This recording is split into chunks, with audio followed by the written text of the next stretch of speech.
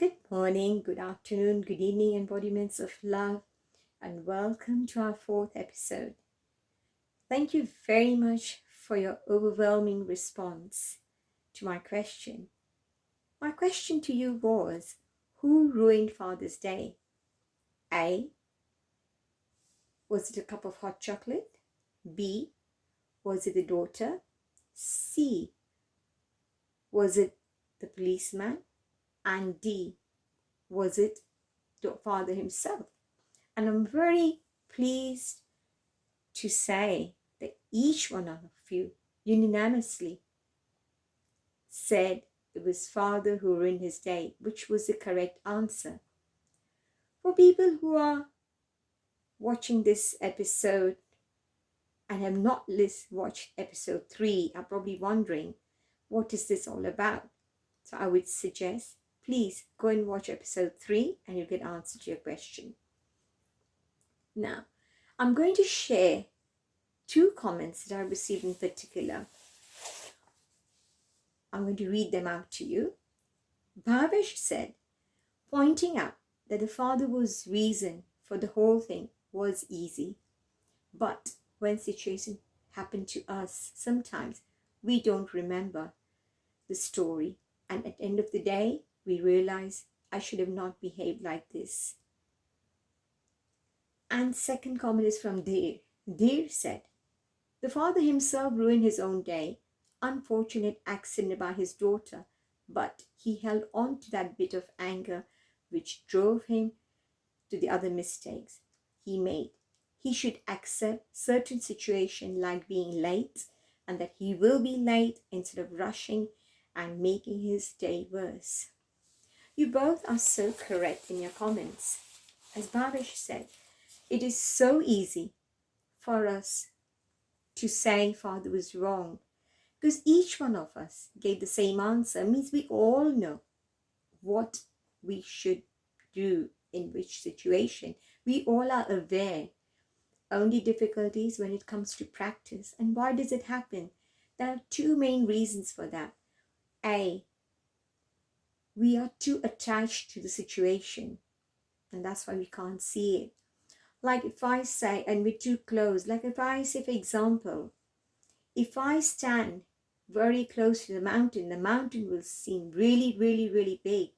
If I go really far away from a distance, it'll just seem very tiny. That's what it is.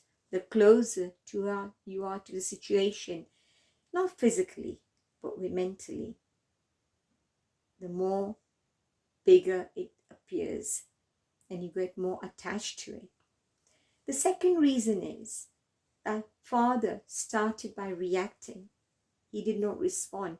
He could have held himself back, thought, okay, the hot chocolate is dropped, it's ruined, my shoulders, what do I need to do?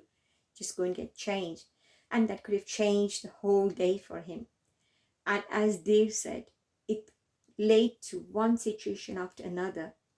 Because he was angry, he was upset, he depleted his energy. And that's why one scene led to another scene. And by the end of the day, he was completely depleted and exhausted. And this is what happens in our life as well.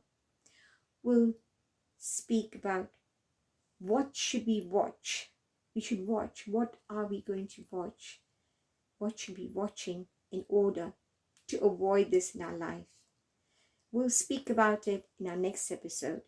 Up until then, what I would like you to do is, for the moment, can we all try and watch, observe ourselves and see how our days goes? Are we reacting or responding to situation? Can a scene be done? So we might make mistakes, and what we have to do is, could we have done it differently? Think about it, contemplate on it. So that's the homework for next week. Watch yourselves, respond to situation, and don't get attached to it. Please, if you like the video, share, comment, and comment on the video description on YouTube. Then you all have sent me comments on privately, which is very good, fine. But if it's general, put it in the comment box, so then it becomes a conversation. People can join in. It becomes like a group discussion. That's what I would like it to be. But your private comments are very welcome as well. Thank you so much. And I must remind you, in Embodiments of Love, we try to look at these things and help people in a situation. So for next week, remember the principle of 90-10. 10% is what happens to us in our life. The rest 90% is what we make out of that 10%. Thank you very much for listening. We'll meet again next week. Until then, you take care. Thank you. Love you all.